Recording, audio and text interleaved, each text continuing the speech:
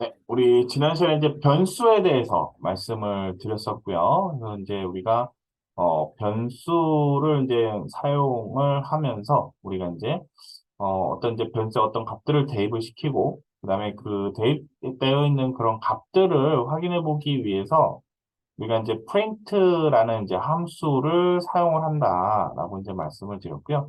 또 여러 개의 이제 함수를 이제 출력을 할 때는 콤마로 이제 구분해서 값을 입력하게 되면은 여러 개의 이제 값들, 변수에 담겨져 있는 그런 값들을 확인해 볼 수 있다라고 보시면 되겠습니다. 자, 그래서 이제 이렇게 뭐 예를 들어서 우리가 이제 A라는 그릇하고 B라는 그릇. 그러니까 요 그릇은 이제 변수다라고 보시면 되겠죠. 변수라는 거 보시면 되고요. 그래서 뭐 A 그릇에 100, 그다음에 B 그릇에 200. 그리고 이 A와 B에 담겨져 있는 이 값들을 서로 이제 더한 그 결과값, 연산한 결과값을 우리가 C라는 그릇, 즉 변수에다가 대입을 시켜놓게 되면은 A에는 100이라는 값이 들어가 있게 되는 거고요. 그 다음에 B에는 200이라는 값이 들어가 있게 되는 거고요. 그 다음에 C에는 300이라는 값이 들어가게 되어 있는 거죠. 자, 이 각각의, 즉, 여러 개의 변수의 값이 들어가 있을 때, 우리가, 얘네 A, B, C라는 변수에 들어가는 것을 다 출력을 해보고 싶다라고 하면은 우리 print라는 함수를 사용을 하고 그 가로 안에다가 각각 쉼표로 구분을 해서 그 변수명을 작성을 해주시면 돼요. 이 변수명 작성할 때는 큰 따옴표는 작성을 안 하고요. 어떤 문자, 출력하고자 하는 문자가 있을 때는 그 문자를 의미하는 큰 따옴표를 묶어서 작성해 주시게 되면은 A라고만 이렇게 쓰시게 되면은 얘는 문자 A가 아니라 파이썬이 변수, 메모리 공간의 주소, 즉 이름으로 이제 인식을 하게 되는 거예요. 그래서 A라는 변수에 들어가 있는 값을 참조하게 된다라고 보시면 돼요. 자, 그래서 우리 이렇게 A 변수에 있는 값을 출력을 해주게 되는 거고요. 그 다음에 쉼표 뒤에는 보니까 느낌표하고 플러스라는 기호가 들어가 있죠. 얘는 문자로 인식을 해서 뒤에 100이라는 A 변수에 들어가 있는 값을 출력해주고 그 뒤에는 문자 플러스를 그대로 출력해주는 거고요.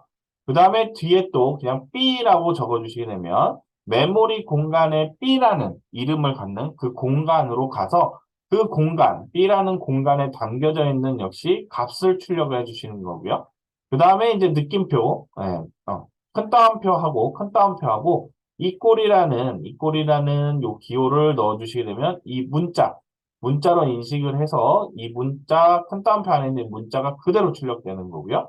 C를 쓰시게 되면은 얘는 문자, 이렇게 큰 따옴표로 또 안 묶여 있기 때문에 역시 변수로 인식을 해서 메모리 공간에 C라는 그 메모리 공간을 찾아가서 그 안에 들어가 있는 값을 출력해 준다라고 보시면 되겠습니다. 그래서 이렇게 100 플러스 200 이꼴 300이라는 이런 문장 형태로 여러 개의 변수의 값과 문자를 우리가 한 문장 형태로 우리가 출력을 해볼 수 있다. 그러니까 컴퓨터한테 출력하라라는 변수에 들어가 있는 값하고 그다음에 특정 이제 문자하고 출력하게끔 만들어 줄 수가 있다.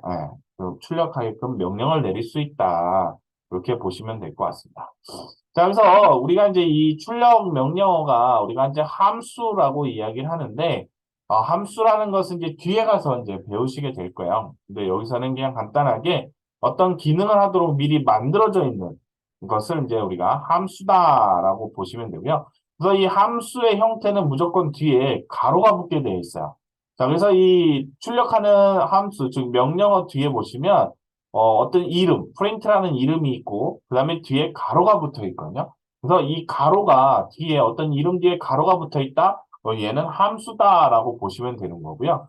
이런 이제 특별한 이제 기능을 만들어 놓은 거기 때문에 어떤 일 처리를 할 수 있는 그런 기능을 가지고 있기 때문에 초반에는 함수라는 그런 용어를 기억하기보다는 그냥 명령어, 그러니까 이 프린트라는 이런 출력하는 이런 함수는 파이썬을 만들 때 미리 만들어 놓은 거야. 예.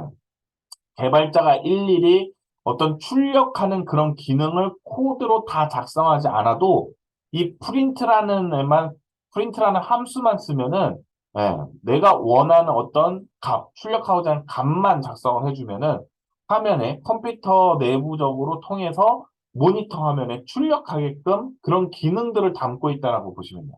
그러니까 그런, 1년에 이제 사용자들, 이 파이썬을 사용하는 개발자들이 이제 편하게 개발을 하기 위해, 하라고 그런 이제 기능들을 미리 만들어 놓은 거, 이런 것들은 이제 함수다라고 쉽게 생각을 해주시면 돼요. 그래서 얘네들을 처음에는 그냥, 함수를 아직 안 배웠으니까, 그냥 명령어다라고, 그냥 인식을 하고, 이해를 하고 그냥, 작성을 해주시면 될 것 같고요. 나중에 이제 우리가 파이썬에서 함수라는 애를 어떻게 만들어서 어떻게 쓰는지를 배우게 되면은, 아, 얘네가 왜 우리가 지금까지 이렇게 썼구나라는 거를 이해할 수가 있으실 거예요. 그래서 지금은 그냥 간단하게, 요렇게 뒤에 가로가 붙어 있는 애들은 함수구나. 그러니까 명령을, 내릴 때 쓰는 애들이구나. 이런 용도로 쓰는 명령어구나. 뭐 이렇게만 기억을 해주시면 될 것 같아요.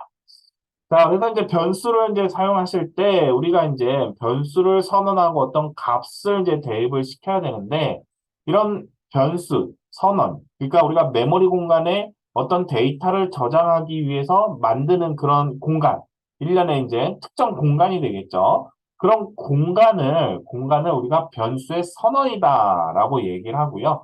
그 다음에 그 공간을 만들고 나서 그 공간에 어떤 데이터를 저장시키는 거.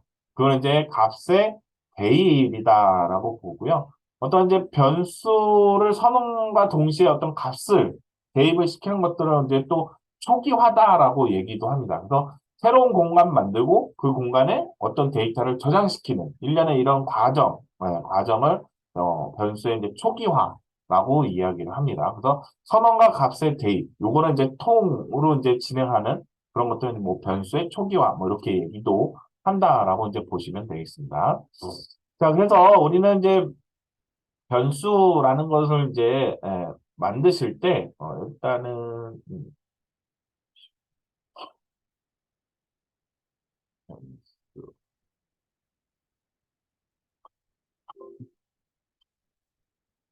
요 내용보다는 요 내용을 먼저 한번 보시는 게 좋을 것 같습니다. 그래서 변수의 이름을 이제, 우리가 그러니까 변수를 선언을 하기 위해서 변수의 이제 특정 메모리 공간에 이제 이름을 장명을 해 주셔야 돼요. 그러니까 여러분들이 그러니까 만들어 주셔야 된다. 자, 그러면 그런 이름을 어떻게 만들어야 되는지 그런 규칙이 있습니다. 규칙. 예. 이 규칙에 따라서 내가 원하는 대로, 내가 원하는 대로 이제 만들어 주시면 되는 거고요. 자, 그래서 어떻게 만들어야 되는지 그 규칙들을 하나씩 살펴보도록 하겠습니다. 그래서 먼저 변수명은 영문하고 숫자만 사용을 할 수가 있어요. 영문하고 숫자만 사용을 하시면 돼요. 자, 그래서 우리가 밑에 있는 것처럼 A 또는 A, B, C, D, 그다음에 GGG, 그다음에 P123, 뭐 each for you, 그러니까 each 숫자사 you라는 이런 형태로 영문자와 숫자를 활용해서 변수 이름을 지어줄 수 있다라는 거 기억해 주시면 되고요. 자, 그 대신 영문자와 숫자를 쓸 수가 있는데 영문으로 시작을 해야 된다라는 거. 그래서 숫자로 먼저 시작은 할 수 없다라는 거, 그거 잘 기억해 주시면 되고요. 그래서 영문으로 시작을 하고, 숫자는 같이 쓸 수 있는데, 먼저 쓸 수는 없다. 그다음에 숫자만도 쓸 수는 없다라는 거, 그걸 잘 기억해 주시면 됩니다. 그래서 이렇게 변수명을 숫자만 쓰거나, 그다음에 영문자와 숫자를 같이 쓰는데, 숫자가 먼저 왔거나 그러면, 이렇게 신텍스 에러라는, 문법상으로 그러니까 규칙에 어긋났다라는 이제 그런 오류 표시를 해주게 되는 거죠. 그래서 숫자만 쓸 수 없고 숫자가 먼저 올 수 없다. 그러니까 영문자를 먼저 쓰고 그다음에 숫자는 뒤에 포함해서 같이 쓸 수는 있다라는 거 기억해 주시면 되고요. 그다음에 변수명에 언더바를 사용할 수 있다. 그러니까 어떤 이제 특수기호 같은 것들 중에 이 언더바만 사용할 수 있다라는 거 기억해 주시면 되겠습니다. 뭐 느낌표라든지 뭐 플러스 기호라든지 뭐 하이픈이라든지 이런 거는 안 된다. 요 언더바 기호만 사용을 해서 변수명을 만들 수 있다라는 거. 그리고 변수명에는 띄어쓰기, 띄어쓰기를 할 수가 없어요. 자, 그렇기 때문에 우리가 변수의 이름을 만들 때, 어, 이런 식으로 input이라는 단어 두 개를 사용해서 어떤 변수명을 만드는데 이 단어를 구분하기 위해서 이렇게 공백, 띄어쓰기를 하고 싶다라고 해서 이제 할 수가 없다라는 거죠. 그래서 변수명에서는 띄어쓰기가 안 된다는 거, 그렇게 붙여서 써야 된다는 거죠. 자, 근데 우리가 영문자로 변수를 만들다 보면 이게 어떤 의미를 부여를 해서 데이터 저장되어 있는 그 데이터의 성격을 띠는 그런 의미를 부여해서 변수명을 지어주는 게 좋습니다. 그렇기 때문에 보통 이렇게 단어가 여러 개가 쓰이는 경우들이 있어요. 그럴 때 띄어쓰기를 할 수가 없기 때문에 이렇게 붙여서 쓰면은 인식하기가 되게 힘들겠죠. 단어가 이렇게 다 붙어 있으면은 이게 어떤 단어인지 잘 구분을 할 수가 없기 때문에 그럴 때 우리가 띄어쓰기 대신 이런 언더바라는 기호를 사용해서 요 자리에 띄어쓰기를 하고자 하는 이 자리 있죠. 네. 요 자리에다가 우리가 띄어쓰기 대신 이렇게 언더바를 붙여서 쓰자. 자, 언더바는 사용할 수가 있으니까. 이렇게 해서 단어와 단어 사이 구분을 언더바라는 기호를 사용해서 쓸 수 있다라는 것만 기억을 해주시면 되겠습니다. 그래서 언더바는 중간 또는 제일 앞에, 제일 뒤에 관계없이 사용이 가능합니다. 자, 숫자는 앞에 올 수 없다라고 했죠. 근데 언더바라는 이 기호, 특수 기호는 위치가 상관없다. 다 쓸 수 있다라는 거 기억을 해주시면 되겠습니다. 그래서 이런 형태, 아까 말씀드린 대로 어떤 특정 예, 여러 개 이제 단어를 사용해서 변수명을 만들었을 때, 뭐 띄어쓰기를 해서 좀 단어를 구분하고 싶다라고 했을 때 이렇게 언더바를 사용한다거나 언더바를 앞에 넣어서 예, 변수명을 만들어 줄 수도 있고요. 또는 뒤에 앞뒤로 넣어서도 만들어 줄 수 있고요. 그다음에 언더바를 사용하면은 그 뒤에는 역시 숫자, 역시 이제 문자와 같은 그런 역할을 하기 때문에 뒤에 숫자를 써서 같이 만들 수도 있다라는 거 기억해 주시면 되겠습니다. 자, 그래서 지금 여기에 예제, 그 밑에서 두 번째 나오는 예제처럼 언더바를 두 개를 쓰는 경우가 있어요. 파이썬에서. 파이썬에서 이 언더바를 두 개 쓰는 경우가 있는데, 파이썬 내부에 사용하는 일부 예약어의 앞뒤에 언더바 두 개씩 붙인 것이 있어요. 이런, init 함수나 뭐 main이라는 뭐 이런 변수의 이제 것들이 있는데, 이런 이제 예약어에 이렇게 언더바 두 개를 써서 만든 애들도 있다라는 거. 기억을 해주시면 되고요. 특히 이제 이런 예약어들은, 그러니까 파이썬을 만들 때 이미 이제 사용한 그런 이제 단어들을 우리 예약어, 그러니까 명령어라고 이제 생각해 주시면 돼요. 그런 명령어들은 역시 또 변수명으로 사용할 수가 없어요. 그렇기 때문에 이런 형태로 되어 있는 애들은, 어, 안 쓰는 게 좋다. 근데 요런 변수명을 만들다 보면은 우리가 이제 파이썬에서 이제 대충 이제 쓰시다 보면은 크게 많이 활용되는 그런 명령어들만 사용을 할 키워드, 명령어, 뭐 예약어 이런 것들만 사용을 하기 때문에 그거 이외에 이제 새로운 이제 이름들을 만들어내기 때문에 뭐 겹쳐서 만들 일은 크게 없습니다. 자, 그래서 이제 이런 변수명의 규칙 이런 것만 잘 기억을 해주시면 될 것 같고요. 그다음에 또 대문자와 소문자를 구분합니다. 영문자를 사용할 수가 있기 때문에 이 대문자와 소문자를 구별하기 때문에 소문자와 대문자 똑같은 단어이지만 소문자와 대문자로 이루어져 있는 애는 진짜 완전 다른 변수명이다라고 보시면 되겠습니다. 또 이렇게 완전 소문자 또 완전 대문자 얘네도 대문자, 소문자를 구분하기 때문에 완전 다른 변수명이 되는 거고요. my number와 my하고 넘버의 n을 대문자로 쓴 거. 자, 요것도 완전 다른 변수명이 되는 거예요. 소문자와 대문자를 구분하기 때문에 요 규칙 잘 기억해 주시면 되고요.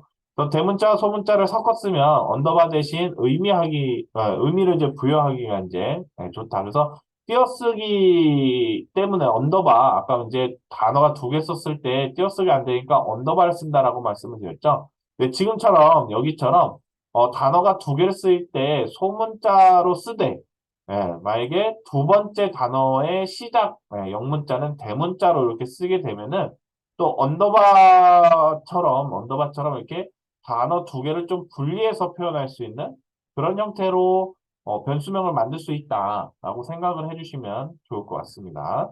자, 그렇기 때문에 보통은 이제 이런 형태로 많이 사용을 해요. 그래서 어떤 한 단어로 되어 있으면 보통 이제 소문자로 변수명을 많이 만들고요. 그 다음에 이렇게 대문자 형태로 변수명을 잘 만들진 않습니다.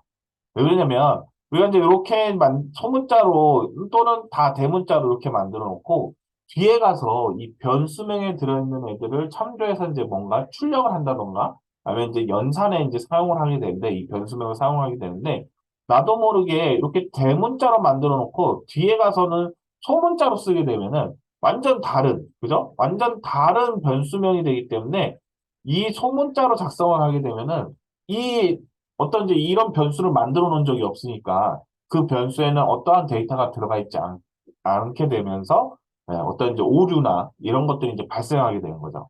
자, 그래서 이제 대문자, 소문자를 굳이 이제 쓴다라고 할 때는 이런 형태. 그래서 단어 두 개를 구별할 때 요런 형태로 이제 많이 사용을 합니다.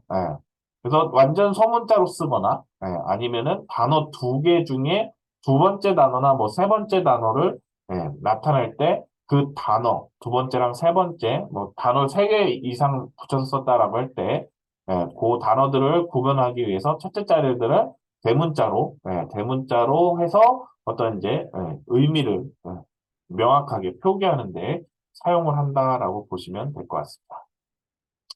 자, 그래서 아까 말씀드린 대로 예약어는 사용할 수가 없고요. 그래서 이제 뭐, 파이썬을 만들 때 이미 이제 사용된 단어다라고 보시면 돼요.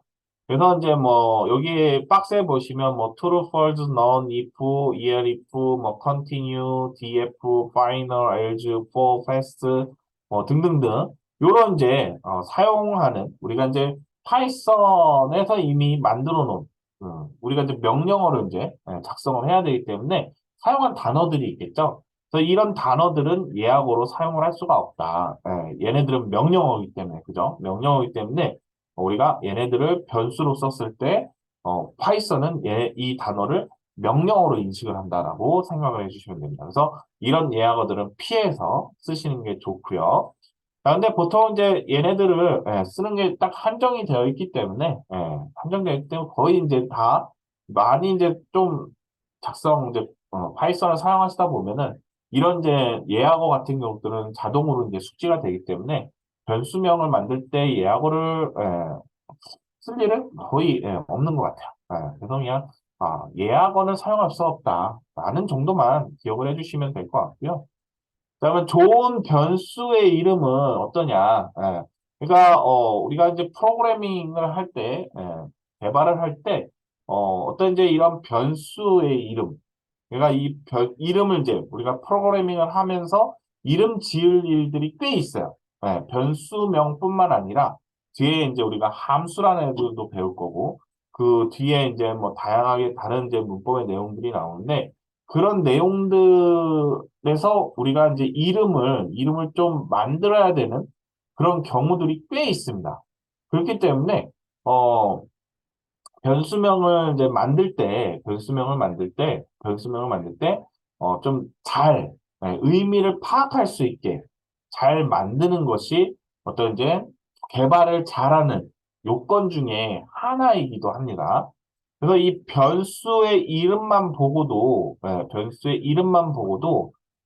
의미를 파악할 수, 그러니까 그 메모리에 어떤 데이터가 들어가 있는지를 파악할 수 있게끔 이름을 지어주는 게 좋다, 예, 라는 거죠. 그래서 코드가 길어지고 변수를 많이 사용하게 되면 더더욱 변수를 파악하기가 힘드는. 예. 예를 들어서 요즘은 여러분들 그 웹사이트나 이런 데 들어가 보시면 회원가입 해보셨죠?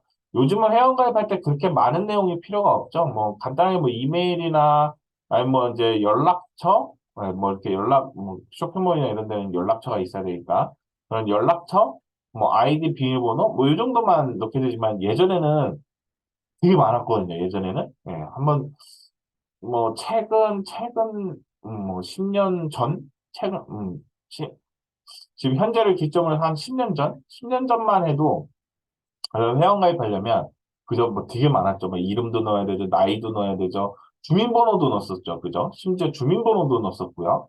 그 다음에 아이디 비밀번호, 그 다음에 뭐 취미도 있었어. 취미, 특기, 그 다음에 뭐 하고 싶은 말, 그죠? 회원가입하면서 인사말, 뭐 하고 싶은 말 이런 것도 넣었었고, 뭐 주소도 넣었고, 그죠? 전화번호도 넣었고, 엄청 많은 데이터 정보들을 우리가 입력을 해야 됐어요. 그러니까 그런 이제 우리가 웹상에서 입력하는 데이터들이 이런 변수, 메모리에 저장이 된다라고 보시면 돼요. 자, 그렇기 때문에 우리가 이제 뭐 회원가입 간단한 예를 들어서 회원가입이었지만 우리가 이제 어떤 진짜 뭐 회사에서 운영되는 그런 프로그램 같은 거, 뭐 예를 들어 ERP라고 하는 그래서 뭐 생산량, 뭐 생산 뭐 관리 프로그램이나 이런 것들은 뭐 입력해야 될 데이터들이 엄청 많겠죠. 그런 데이터들의 종류가 저장해야 되는 그런 데이터들의 종류가 엄청 많다라고 했을 때 이것들은 뭐 A, B, C, D 그냥 의미 없이 그냥 A, B, C, D, E, F, G 뭐 해서 Z까지 해서 뭐 A, A, A, B 뭐 이렇게 의미 없이 이름을 지어놓는다고 생각하시면 나중에 어떤 데이터가 어디에 들어가 있는지 그 입력한 데이터들을 가지고 나중에 이제 또 활용을 해야 되거든요. 뭐 데이터베이스에 저장을 한다거나 아니면 그 데이터를 가져와서 어떤 연산 처리를 한다거나 뭐 이런 처리를 해야 되는데 그 데이터들이 어디에 저장돼 있는지를 못 찾게 되면은, 그죠? 되게, 예, 힘든 상황이 발생을 하겠죠. 그래서 이 변수마다 뭐 내가 이름 지어놓고 그 변수가 무엇을 의미하는지 뭐 표로 또 따로 정리를 해놓는다던가 그런 문제가 발생을 하겠죠. 그러니까 아예 변수명을 만들 때, 그러니까 메모리에 어떤 저장되어 있는 그런 데이터들의 그런 이제 의미를 담을 수 있는 그런 이름을 지어 놓으면 우리가 따로 파악하지 않아도 쉽게 이 데이터는 어느 변수에 들어가 있지 어디에 저장되어 있지라고 파악을 할 수가 있죠. 그러면 이제 그런 데이터들을 쉽게 파악을 해서 어떤 이제 뒤에 가서 그 저장되어 있는 데이터들을 우리가 이제 다시 연산 처리를 한다거나 어떤 데이터를 이제 처리할 때 쉽게 참조를 할 수가 있다라는 거죠. 그런 상황들 때문에 변수의 이름을 잘 지어야 된다라고 이제 또, 그래서 이런 내용은 뭐 파이썬뿐만 아니라 다른 언어들에서도 다 똑같이 적용이 됩니다. 언어만 다를 뿐이지 우리가 이제 하고자 하는 목적은 다 똑같은 거죠. 우리가 이제 사람이 처리할 수 없는 그런 사람들이 편리하게 쓸 수 있는 그런 이제 프로그램을 만드는 거기 때문에 그런 이제 프로그램을 만드는 목적은 다 똑같고 거기에 이제 쓰는 이제 언어만 다를 뿐이지 이런 이제 기본적인 내용들은 다 똑같다라고 이제 볼 수 있어요. 자, 그래서 이제 파이썬이 됐든, 뭐, C 언어가 됐든, 뭐, 자바가 됐든, 하나의 언어만 잘 배워두시면은, 다른 언어를 배우시는데, 크게, 어렵지 않게 배울 수가 있다라고 이야기를 하는 겁니다. 이런 기본적인 개념이나 이런 것들은 다, 문법이나 이런 것들은 거의 다 동일하고, 쓰는 그런 문장 자체가 조금씩만 이제 다를 뿐이지, 기본적인 문법의 어떤 규칙이나 이런 의미는 다 동일해요. 그러니까 변수도 다른 언어에 가도 다 똑같이 변수를 만들어야 되는 거고, 다른 언어에서보다는 파이썬이 이제 좀 더 편하게 변수를 만들 수가 있고, 이런 변수를 만드는 규칙은 약간은 틀린데, 쓸 수 있는 기호나 이런 건 틀린데, 거의 다 똑같다라고 보시면 돼요. 예. 그래서 적절한 변수명은 짧으면서도 그 의미를 파악할 수 있는 게. 좋다라는 거죠. 자, 그래서 지금 이제 강의자를 하단에 보시면은 중간에 엄청 길게 만들어놨죠. 보통 이렇게 길게까지는 안 해도 조금 이제 많은 데이터들 구분을 저장을 해야 된다라고 할 때는 많이 이제 쓰이는 경우들도 있긴 합니다. 그래서 보통 이제 두 개의 단어나 아니면 세 개의 단어, 요 정도 써가지고 이제 변수를 만들었는데 너무 길어도 이 변수명을 또 타이핑을 해야 되잖아요. 타이핑을 해야 되기 때문에 이렇게 길게 쓰면은 변수명 치다가 또 시간이 다 갈 수가 있기 때문에 우리가 이제 변수명은 짧으면서도 의미를 파악할 수 있는 그런 이제 장명을, 이름을 지어주셔야 된다라는 거 잘 기억을 해주시면 되겠습니다. 그래서 변수는 이제 이런 형태로 이제 우리가 이름을 이제 만들어서 사용을 해야 된다라는 거 잘 기억을 해주시면 되고요. 다음에 이제 변수를 이제 만들었으니까 우리가 이제 사용을 한번 해봐야 되겠죠. 그래서 사용을 하는데 우리가 변수에 그냥 어떤 값을 그냥 바로 그냥 대입시키는 게 아니라 어 직접 입력을 받아서 한번 사용을 해볼게요. 자, 그러면 일단은 잠깐 우리 VS 코드를 한번 실행을 해볼까요? VS 코드. 자, VS 코드를 한번 실행해서 간단하게 한번 변수를 한번 사용을 해보고요. 네. 우리 지난 시간에 이제 간단하게 이제 변수를 만들고 그 변수의 값을 대입시키고 그다음에 프린트라는 출력문으로 출력을 한번 해봤었죠. 아, 그러면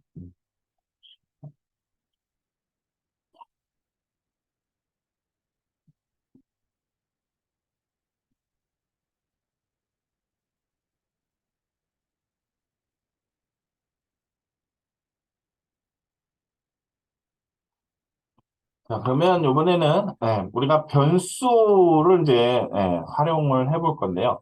자, 이 변수의 값을 이제 그러니까 우리가 변수명을 이제 만들고 그 변수에 어떤 값을 대입시키기 위해서는 이제 대입연산자를 사용한다라고 말씀을 드렸죠. 그 대입연산자를 사용해서 우리가 우측에 대입시킬 값을 작성을 하게 되면 우측에 있는 값을 좌측에 있는 변수에 저장을 시킨다라고 이제 보시면 되고요. 우측에 연산이 오게 되면 이 연산 처리를 먼저 하고 그다음에 그 결과값을 좌측에 있는 변수에 대입이 된다라고 이제 보시면 되겠습니다.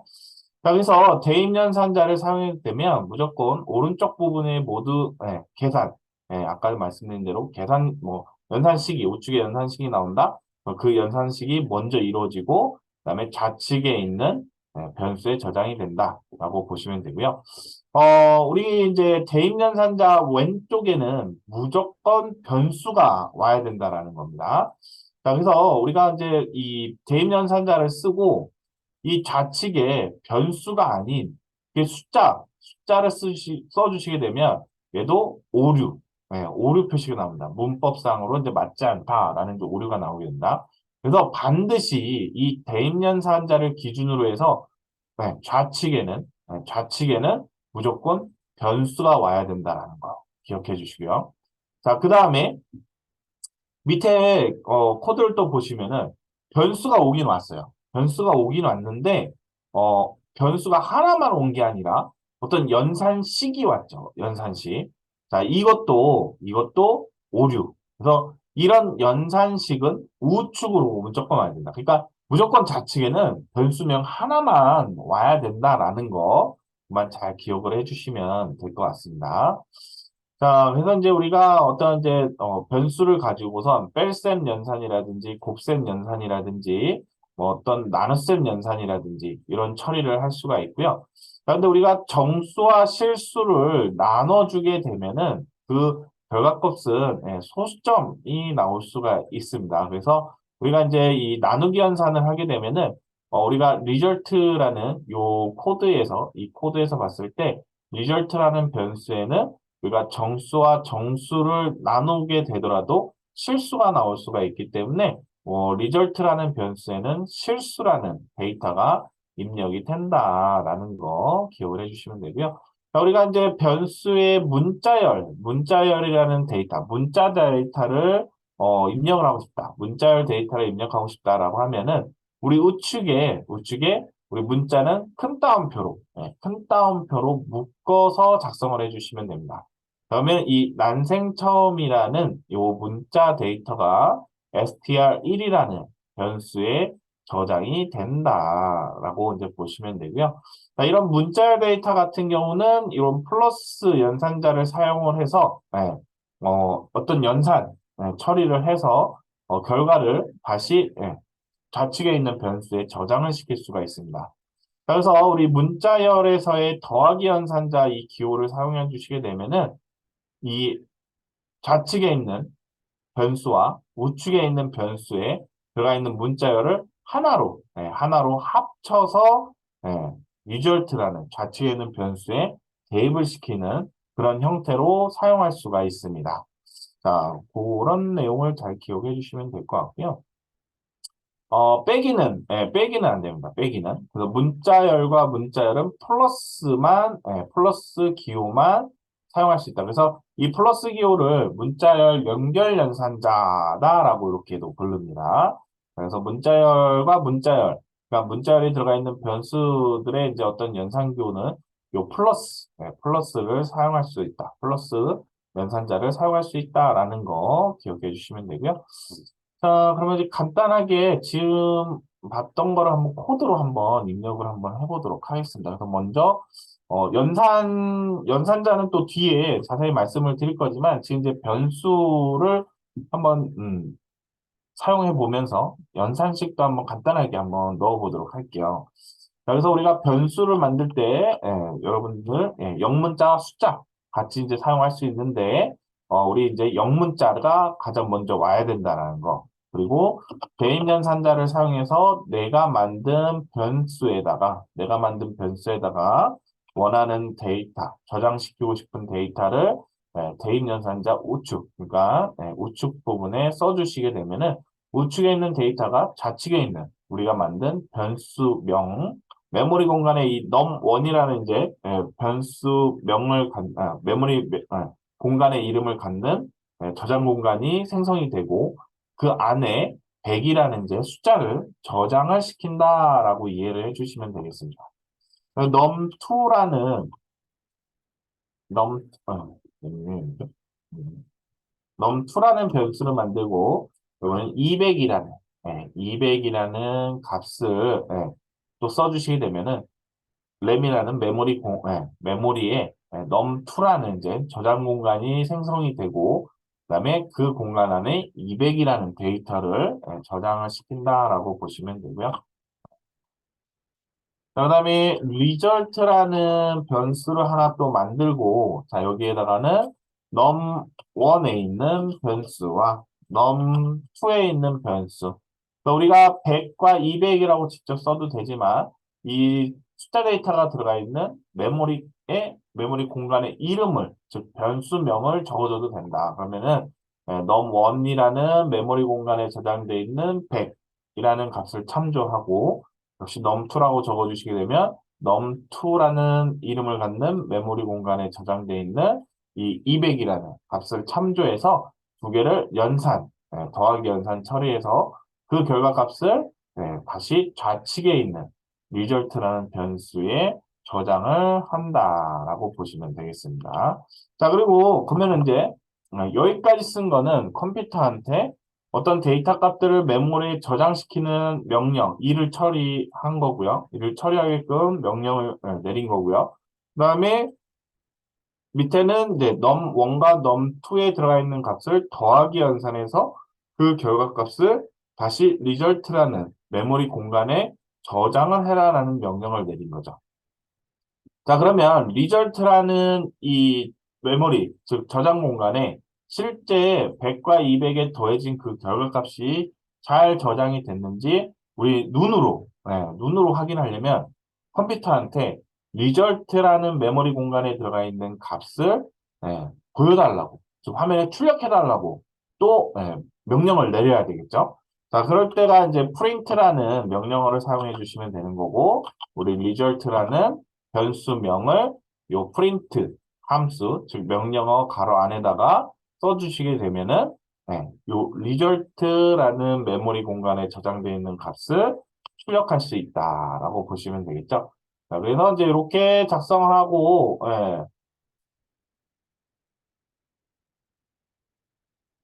우리 여기 우측 상단에 VS 코드 우측 상단에 보시면 삼각형 표시 있죠? 자, 얘를 눌러주시게 되면은 자, 우리 밑에 하단에 터미널이라는 창이 이렇게 생성이 되고요. 자, 그 결과값 프린트 안에 있는 리절트의 결과값이 이렇게 출력이 되는 것을 확인할 수가 있으실 거예요. 네. 자, 이렇게 해서 결과값을 확인해 볼 수가 있고요. 자, 이렇게 해서 우리 이제 변수라는 게 어떻게 이제 만들어야 되고, 변수명을 어떻게 만들어야 되는 거고, 그 다음에 어떻게 이제 데이터를 대입을 시켜야 되는지, 그거를 이제 한번 살펴봤고요. 자, 이번에는 우리가 이제 변수를 만들면서 직접 어떤, 값을 직접 대입을 시켰죠. 자, 근데 우리가, 저장 공간은 만들어 놓고, 그 저장 공간에 어떤 데이터 값들은 우리 이제, 직접 화면에서 직접 입력하게끔 만들어주고 싶다. 자, 그럴 때 이제 사용할 수 있는 명령어가 이 input이라는 함수, 즉 명령어를 사용할 수가 있습니다. 그래서 변수 만약에 num1이라는 이 변수에 사용자가 입력한 100이라는 값을 저장을 하고 싶다라고 했을 때 우리 input이라는 명령어를 사용을 해서 우리가 직접 입력을 받을 수 있다. 그러니까 100이라는 숫자를 입력하게 되면 100이 입력되는 거고 200이라는 숫자를 입력하게 되면 200이라는 값이 입력되게끔 직접 이제 화면에서 입력을 받을 수 있게. 예. 그러니까 프린트라는 명령어는 출력 명령어가 되는 거고요. input 명령어는 입력, 컴퓨터로부터 우리가 이제 사용자로부터 키보드를 통해서 어떤 데이터 값을 입력을 받아서 저장시킬 수 있는 방법이다라고 보시면 됩니다. 자, 그래서 우리가 이제 먼저 역시 어떤 데이터를 입력받아서 저장시킬 공간을 먼저 만들어야 되는 거고요. 그래서 그 공간은 역시 변수가 된다라고 보시면 되고요. 그다음에 대입 연산자를 쓰고 우측에 input이라는 명령어를 사용을 해서 우리가 사용자로부터 데이터를 입력받으면 됩니다. 그러면 input이라는 명령어만 쓰시면 되는데 요 input이라는 명령어 가로 안에는 어떤 데이터를 입력해야 되는지 사용자한테 알려줘야 되겠죠? 그런 이제 메시지, 그러니까 설명이나 그런 메시지를 이 가로 안에 넣어주시면 되는 거죠. 그럼 뭐 예를 들어서 지금 이 코드처럼 인풋하고 가로 안에 느낌표하고 숫자, 이꼴 이렇게 이제 화살표 모양 이렇게 기호를 이제 표시하게 되면은 이 내용이 화면에 그대로 출력이 되고요. 요 화살표, 이 문자가 끝나는 우측 부분에 커서가 이제 깜빡이가 돼요. 그러면 이제 여기에 사용자가 어떤 데이터를 입력하게 되면은 이런 것처럼 이제 요 내용이 화면에 출력되고 그 뒤에 이제 사용자가 어떤 숫자를 입력하게 되면은 그 숫자가 예, 좌측에 있는 이 변수 num2라는 변수에 저장이 된다라고 보시면 되겠습니다. 자, 그러면 일단은 자, 한번 입력을 한번 해볼까요?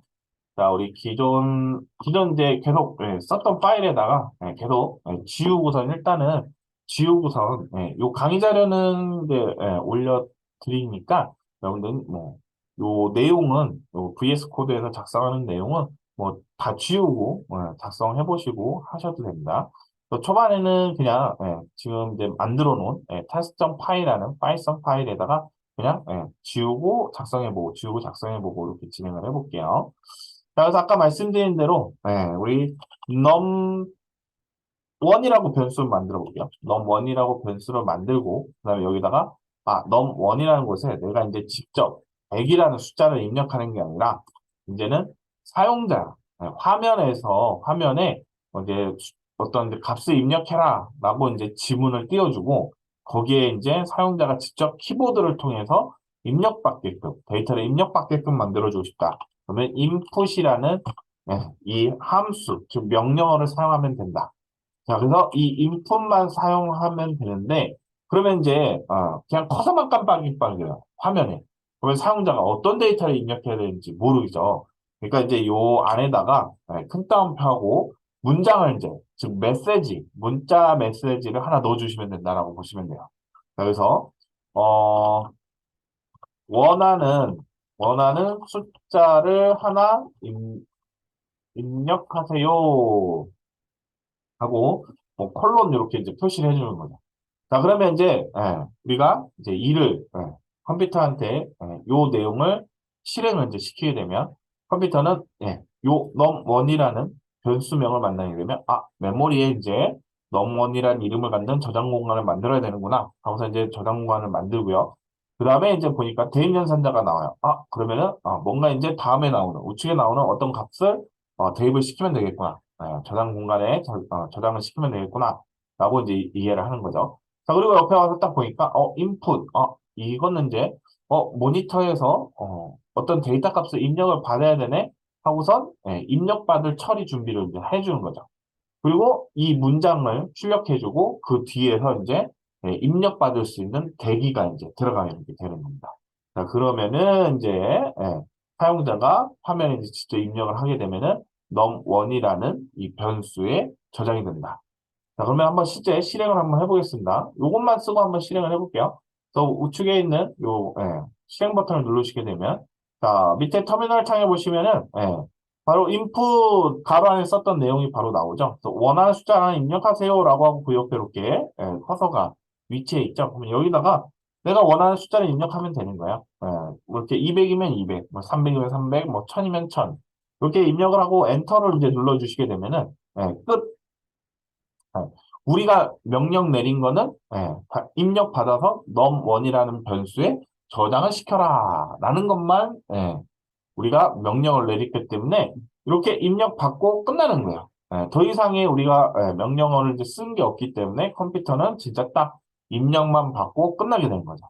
근데 나는 그러면 진짜 입력받은 키보드로 200이라고 입력을 했는데 그 입력한 값이 너무 원에 진짜 입력이 되어 있냐 그걸 확인해 보고 싶다. 어떻게 하면 돼요? 그죠? num1이라는 저장 공간에 실제 들어가 있는 값을 출력해 보면 되겠죠. 그러면 이제 우리 컴퓨터한테 출력 명령을 내리면 되는 거예요. 그러면 우리 출력 명령 프린트 명령어를 사용해서 이 가로 안에다가 num1에 있는 값을 출력해라. 그래서 이제 위에서부터 이제 다시 이제 실행이 되겠죠. 자, 그러면 다시 원하는 숫자를 입력하세요라는 이제 입력 대기가 이제 이루어지는 거고 입력을 하게 되면은 num1이라는 변수를 메모리 공간 만들고 거기에 저장시켜주고 그 다음에 내려와 보니까 num1 변수에 있는 값을 출력하라는 명령어가 있네. 그럼 그 내용을 우리 화면에다가 출력해 준다라고 보시면 되겠죠. 자, 그럼 역시 또 저장. 여기까지 하시고 저장하고 실행을 시켜 보시면 자, 아까랑 마찬가지로 첫 번째 라인에 있는 그죠? 우리가 만든 입력 문장을 실행을 해서 이렇게 넣어주게 되면은 우리 200이라고 한번 또 아까랑 다르게 한 300 넣어볼까요? 300이라는 값을 이제 넣게 되면 우리 이제 num1에는 아까 전에 200이라는 값을 넣었잖아요. 그러니까 변수의 뜻이 변할 수 있는 값이라고 해서 이제 변수입니다. 그래서 이 메모리 공간 안에 우리가 메모리 공간이 이제 저장 공간이 만들어졌지만 이 저장 공간에는 하나의 데이터만 저장을 시킬 수가 있어요. 그래서 이 공간 안에 우리가 계속해서 어떤 값을 집어넣는다고 해서 그 값이 계속해서 차곡차곡 쌓여지는 게 아니라 만약에 이제 아까 우리가 첫 번째 할 때 200이라는 값을 넣었죠. 그러면 num1이라는 곳에는 200이라는 데이터가 저장이 되고 그 다음에 이제 또 데이터를 지금 이제 300이라는 데이터를 이제 넣기 위해서 이제 300 쓰고 엔터를 치게 되면은 그 전에 들어갔던 200이라는 값은 사라지고 방금 넣은 새로운 값이 들어가게 됩니다. 예. 그래서 우리는 변수라고 이야기를 하는 겁니다. 그래서 저장 공간이긴 하지만 그 저장 공간에 가장 마지막에 들어온 데이터가 남아 있게 되면서 기존에 있는 데이터는 사라지게 되는 그래서 값이 변한다라고 해서 이름을 변수라고 얘기를 하는 겁니다. 자, 그렇기 때문에 변수에는 하나의 값만 기억할 수 있다. 하나의 데이터만 기억할 수 있다. 그래서 예, 우리 이제 300이라고 입력을 하게 되면은 어떻게 되는지 볼까요? 예, 어때요? 예, 300이라고 출력이 되는 거죠. 바로 입력과 동시에 출력을 하라는 명령을 내렸죠. num1에 있는 값을 출력해라고 이제 출력 명령을 내렸기 때문에 우리가 입력하게 되면 num1에 아까 첫 번째로 우리 200이라는 값을 넣었지만 300이라는 값을 이제 다시 넣게 되면은 우리 최종적으로 300이라는 값만 저장이 된다라고 보시면 됩니다. 그래서 변수는 하나의 데이터만 저장할 수 있는 저장 공간이다라고 보시면 되겠습니다. 자, 요걸 한번 이렇게 써볼게요. 자, 요번에는 변수를 하나 더 만들게요. num2라는 변수를 하나 만들 거고요. input하고, 이번에는 원하는 숫자를, 하나 입력하세요. 똑같은 내용을 넣어줄게요. 그러니까 숫자를 하나만 또 이제 입력하게끔, 하는 거예요. 그래서, num1과 num2에 각각 이제 숫자를 이제 입력을 받는 거죠. 그래서 각각 이제 두 번에 걸쳐서 입력을 받는 거예요. 입력을 받고, 자, result라는 변수를 하나 만들 거고요. 자, 여기 이 result라는 변수에는 num1이라는 변수, 입력받은 값이 들어가 있는 num1의 변수와 num2에 있는 변수를 서로 더하기 연산해서 result라는 변수에 대입을 시킬 거예요. 자, 그러면 num1과 num2에 있는 값이 서로 이제 더해져서 result라는 변수에 들어갈 거고요. 그러면 result라는 변수에 들어가 있는 값을 출력을 해보는 거죠. 자, 그러면은 실제 뭐 100, 첫 번째 100 입력하고 두 번째 넘트에는 200을 입력했을 때 result에는 300이라는 값이 들어가겠죠. 그리고 화면에는 그러면 역시 300이라는 값이 출력이 될 거란 말이죠. 자, 그러면 저장하고 한번 실행을 해볼게요. 자, 실행을 해봤을 때, 자, 원하는 숫자 입력하세요. 첫 번째 라인이 이제 시작합니다. num1이라는 변수에 저장할 값을 입력하는 거죠. 100 입력해 보겠습니다. 엔터 치면은 또 두 번째, 그죠? 두 번째 num2라는 저장 공간에 대입시킬 그 값을 입력하세요라는 이제 입력 대기가 또 이루어지는 거죠. 자, 그래서 200 넣어보겠습니다. 자, 그리고 엔터를 치게 되면은 어때요? 예. 어? 100, 200이라는 우리가 num1과 num2에 넣었던 값이 그냥 그대로 출력되죠. 리절트에 우리가 num1과 num2를 플러스 더하기 연산을 시켰거든요. 자, 근데 리절트의 값을 찍어보니까 이렇게 num1과 num2에 들어가 있는 값이 그냥 이어서 그냥 쭉 출력됐어요. 자, 왜 이렇게 나오느냐. 이 input이라는 명령어를 사용을 해서 우리가 데이터를 입력을 받으면요. 우리가 숫자를 썼지만, 모두 다 문자 데이터로 인식을 합니다. 그러니까 파이썬에서 input이라는 이 명령어를 사용해서 어떤 이제 데이터를 입력받게 되면은, 사용자가 숫자를 입력했지만, 숫자이지만, 입력되어 있는 이 상태 자체는, 우리가 숫자를 입력했지만, 파이썬은 얘를 문자로 처리를 해버립니다. 문자. 그래서 아까 문자와 문자를 더하기 연산하면 어떻게 한다고요? 두 개를 연결시킨다. 그래서 문자를 연결 연산자다라고 말씀을 드렸죠. 자, 그렇기 때문에 리절트라는 곳에는 문자 100과 문자 200이 서로 하나로 합쳐진 100, 200이라는 값이 대입이 된다라고 보시면 되겠습니다. 그래서 input이라는 이 명령어를 사용하면서 어떤 데이터를 입력받으면 무조건 다 문자 데이터가 된다라고 보시면 돼요. 자, 그러면, 어, 아무리 숫자를 입력을 해도, 그러면은, 우리가 이 인풋이라는 애를 통해서 사용자로부터 숫자를 입력받아서 뭔가 연산 처리를 할 수가 없다라고 생각이 들겠죠. 자, 그래서 이 파이썬에서는 뭘 또 만들어 놨냐. 정수로 변환하는 명령어를 또 하나 만들어 놨어요. 그래서 이 int라는 함수, 즉 명령어를 사용을 하게 되면은 우리가 입력받은 그 숫자를 인풋을 통해서 들어오는 그 숫자를 문자로 입력을 받았다가 다시 숫자 형태로 만들어 줄 수가 있어요. 그러니까 input이라는 이 명령어 함수 특성상 무조건 문자만 입력을 받기 때문에 숫자로 사용하기 위해서는 입력받은 문자열을 숫자 형태로 컴퓨터한테 인식을 시켜줘야만 연산 처리를 할 수 있다. 그러니까 산술연산, 그죠? 숫자를 가지고 더하기 빼기를 할 수가 있다라는 거죠. 그러니까 인풋만 사용을 하면은 컴퓨터는 얘를 통해 들어온 건 무조건 그냥 문자로 인식을 한다라는 거죠. 자, 그래서 인풋을 통해서 들어오는 애를 인트라는 명령어를 통해서 정수로 변환을 해줘야 된다. 그러니까 컴퓨터한테 정수라고 알려줘야 된다라고 이해를 해주시면 되겠습니다. 자, 그래서 우리가 int라는 명령어는 요 괄호 안에 큰 따옴표로 묶으면 무조건 문자열로 인식을 합니다. 자, 그런 이제 문자 1 영령을 넣어주시게 되면은, 그러니까 내부적으로 이제 int 명령어를 통해서 이 큰 따옴표가 제거된다라고 생각을 해주시면 편할 것 같아요. 자, 그래서 이제 숫자 100이 돼서 나오는 거야. 네. 이 int라는 애를 통해서 괄호 안에 숫자로 변경할 그 문자를 숫자로 된 문자 있죠? 숫자로 된 문자를 넣어주시게 되면은 그게 문자로 바뀌어서 나온다라고 생각을 해주시면 되겠습니다. 그래서 밑에 있는 그림과 같이 우리 이제 문자나 아니면 이제 실수, 그러니까 얘가 이제 숫자 중에서도 정수로 나오는 겁니다. 정수. 자, 그래서 문자 1, 2, 3, 4나 실수 3.141592나 정수 1000을 인트 함수 괄호 안에 써주시게 되면은 이 문자열은 우리 12,345라는 숫자 1, 2, 3, 4, 5가 되는 거고요.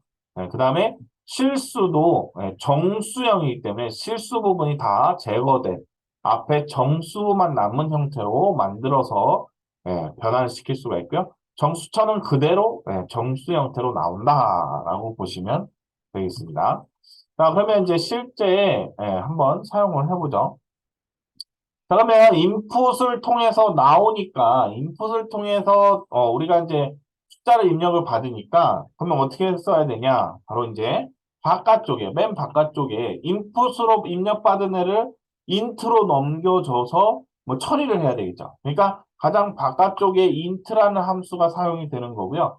그 안에 이제 input이라는 명령어를 또 에, 예, int 가로 안에다가 input이라는 입력 명령어를 써주시게 됩니다.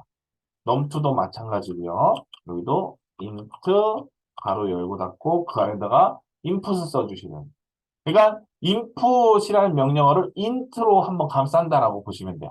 그러면은 얘가 이제 처리되는 순서는 가로 안에 있는 애들이 먼저 처리가 되는 거기 때문에 int 가로 안에 들어가서 보니까 그러니까 int라는 이 명령어를 만나면 정수로 가로 안에 있는 애를 정수로 바꿔야 되네 하고선 가로 안에 들어가니까 input이라는 명령어가 있네. 그러니까 어떤 값이 아니라 명령어가 들어있으면 그 명령어를 또 실행시킨다라고 보시면 돼요. 자, 그래서 뭐 입력을 받아야 되네. 그래서 입력을 받게끔 처리를 해주고 그 입력받은 이제 값이 int의 값으로 이제 넘어가서 정수 형태로 변환이 되고 그 다음에 num1이라는 변수에 저장이 된다라고 보시면 됩니다. 자, num2도 그런 형태로 마찬가지로 돌아가는 거고요. 그러면 num1과 num2라는 변수에는 우리가 입력했던 그 값들이 문자 데이터가 아니라 정수형 숫자 데이터로 변환이 돼서 들어가게 되는 거죠. 저장이 되는 거죠. num1과 num2에. 자, 그러면 이제 더하기 산술 연산이 숫자 데이터가 들어가 있으니까, 정확히 말하면 이제 정수 숫자 데이터가 들어가 있으니까, 그 숫자 데이터에 더하기 연산 처리를 하고, 리절트라는 변수에 다시 저장이 되게 되는 거죠. 그러면 리절트에는, 숫자 값이 이제 저장이 되겠죠. 그래서 우리 이제 실행을 해보시게 되면은, 다시 입력하세요. 원하는 숫자를 하나 입력하세요라는 문구가 뜨고요. 그 뒤에 100이라고 입력하고요. 두 번째도 입력하세요라고 뜨죠. 근데 200이라고 입력을 할게요. 자, 우리 엔터를 치게 되면은 이제 300. 요번에는 300이라는 값이 그죠? 요 300이라는 값이 100과 200이 이제 정수형 숫자 형태로 변환이 돼서 이제 더하기 산술 연산 처리가 되고 리절트에는 그 결과값이 저장이 돼서 이렇게 300이라는 값이 저장이 된다라는 거 기억해 주시면 되겠습니다. 그래서 기본적으로 이제 변수, 어떤 데이터 값을 우리가 저장시킬 수 있는 공간을 이제 만들었고요. 그 다음에 우리가 일방적으로 데이터를 저장을 시키는 게 아니라 뭔가 이제 화면에서 사용자로부터 어떤 값들을 이제 저장을 받을 수 있는 그런 이제 형태까지 이제 사용할 수 있는 명령어들을 이제 본 거예요. 그러면은 우리는 이제 이런 저장 공간과 어떤 사용자로부터 어떤 데이터를 입력받을 수 있는 이런 이제 명령어를 가지고 어떤 거를 이제 만들어 볼 수 있냐면, 그죠? 사용자로부터 어떤 데이터 값을 입력받아서 뭔가 출력해주는 그런 것들을 이제 만들어 볼 수가 있는 거겠죠. 그러니까 뭐 예를 들어서 쉽게 생각하면은 이제 뭐 회원가입을 할 때 우리가 이제 사용자부터 입력을 받잖아요. 그게 이제 우리가 이제 웹브라우저 상에서 이루어지지만 어떤 이제 프로그램 안에서는 지금 인풋이라는 명령어를 사용해서 사용자로부터 어떤 데이터를 입력받고 걔네들을 이제 메모리 공간에 저장을 해놓고 그 저장되는 값들을 우리가 뭔가 이제 화면에 출력해서 확인해 볼 수 있고 이런 프로그램 처리를 할 수 있는 이런 처리를 할 수 있는 프로그램을 이제 만들 수가 있다라고 이해를 해주시면 되겠죠. 자, 그러면 이제 우리 다음 시간에 우리 금요일 날 이 변수와 input 명령어, 뭐 int 명령어, 이 지금까지 배운 것들을 좀 종합해서 한번 프로그램을 한번 작성하는 그런 실습을 하고 또 진도를 나가보도록 하겠습니다. 자, 오늘도 고생 많이 하셨고요. 네, 남은 시간 푹 쉬시고 우리 파이썬 또 이제 금요일 날 수업이 있으니까 금요일 날 뵙도록 하겠습니다. 자, 고생하셨습니다.